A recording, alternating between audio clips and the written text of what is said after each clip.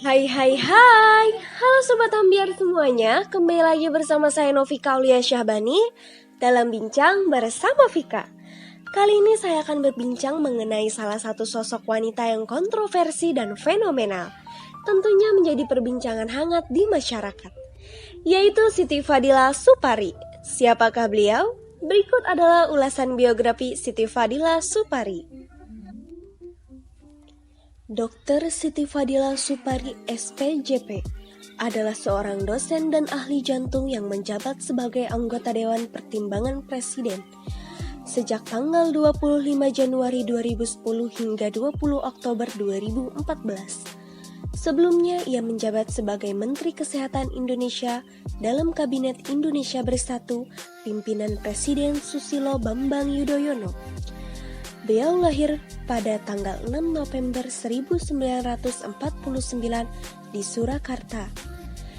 Ia juga bekerja sebagai staf pengajar kardiologi Universitas Indonesia. Setelah itu, selama 25 tahun ia menjadi ahli jantung di Rumah Sakit Jantung Harapan Kita. Pada tanggal 20 Oktober 2004, Siti Fadila dilantik menjadi Menteri Kesehatan oleh Presiden Indonesia Susilo Bambang Yudhoyono. Ia menerima pula beberapa penghargaan dari Amerika dan Australia.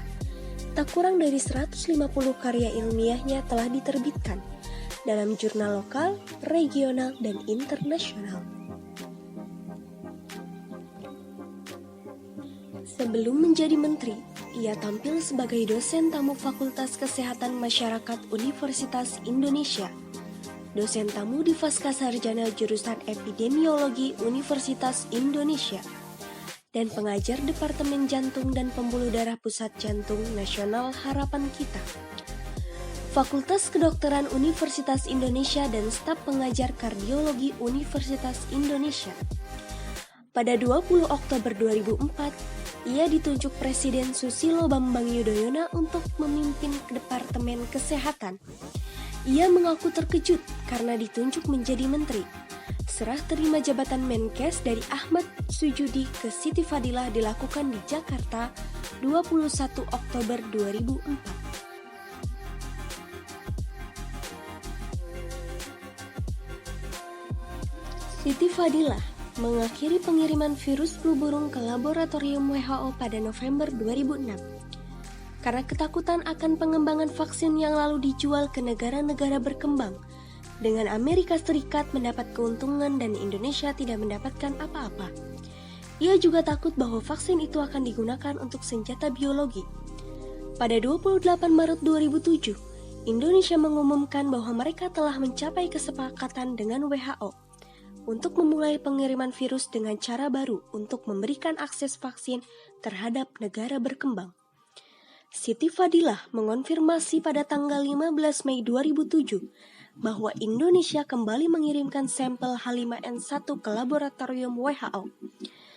Pada Maret 2007, ia menuding Akses tidak menyalurkan klaim rumah sakit sesuai dengan permintaan dalam rapat di Dewan Perwakilan Rakyat. Siti Fadilah menjamin bahwa Indonesia dapat memproduksi vaksin flu burung sendiri pada Mei 2008. Ia juga menyatakan bahwa industri vaksin Indonesia setara dengan Republik Rakyat Tiongkok. Pada bulan Oktober 2009, Presiden Susilo Bambang Yudhoyono secara resmi melantik Menteri Kabinet Bersatu II. Endang Rahayu Sedianingsih ditunjuk sebagai pengganti Siti Fadilah sebagai Mel Corona. Indonesia harus bangkit tanpa tunggu vaksin.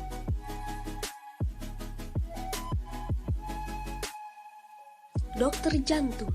Siti Fadilah merupakan seorang dokter jantung di Rumah Sakit Jantung Harapan Kita.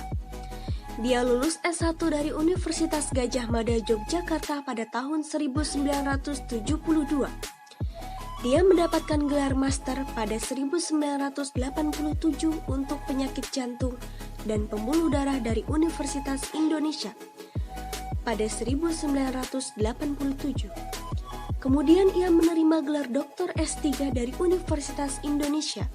Selain menjadi dokter, ia juga menjadi dosen tamu di Universitas Indonesia. 2. Mantan Menkes. Dia ditunjuk menjadi Menteri Kesehatan pada 20 Oktober 2004. Ia ditunjuk oleh Presiden kala itu, Susilo Bambang Yudhoyono, untuk menggantikan Ahmad Sujudi. Setelah tidak lagi menjadi Menkes, Siti ditunjuk menjadi anggota Dewan Pertimbangan Presiden pada masa pemerintahan Susilo Bambang Yudhoyono.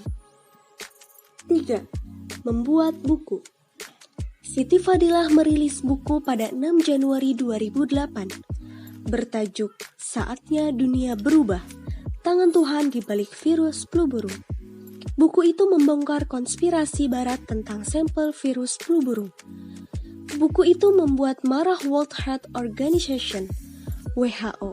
Akibatnya, buku-buku edisi bahasa Inggris ditarik, namun yang versi Indonesia tidak.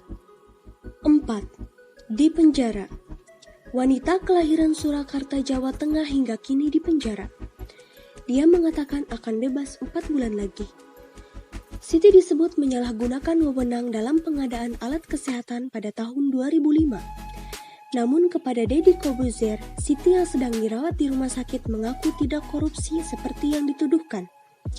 Siti dituduh melakukan korupsi sebanyak 6 miliar rupiah yang merugikan negara, yang dilakukan stafnya yang menjabat eselon 2. Pejabat eselon 2 itu sudah membayar dan dia tidak lagi dihukum. Saya dituduh membantu dia, dan tidak ada bukti, tidak ada saksi, ucap Siti Fadilah. 5. Blak-blakan soal flu burung, virus corona, dan Bill Gates. Siti Fadilah Supari juga blak-blakan soal flu burung, virus corona, dan Bill Gates. Menurut Siti, saat itu dia membuktikan virus flu burung tidak menular. Siti Fadilah juga mengungkapkan keanehan pada Bill Gates.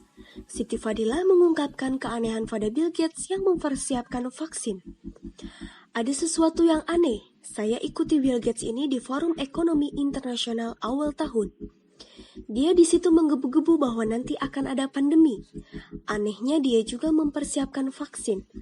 Kenapa ada pandemi selalu ada vaksin? Kenapa pandeminya tidak diselesaikan? Beber Siti. Menurut Siti Fadilah, Indonesia saat ini dalam menghadapi virus corona harus mandiri membuat vaksin. Dia menyebut orang Indonesia dapat membuat vaksin. Nah, itu dia Sobat Ambiar semuanya, penjelasan dan pembahasan mengenai sosok Siti Fadilah Supari. Jangan lupa untuk like, komen, dan share video ini ke teman-teman kalian supaya mereka juga mengetahui siapa sosok Siti Fadilah Supari. Thank you for watching and see you bye-bye. Terima kasih.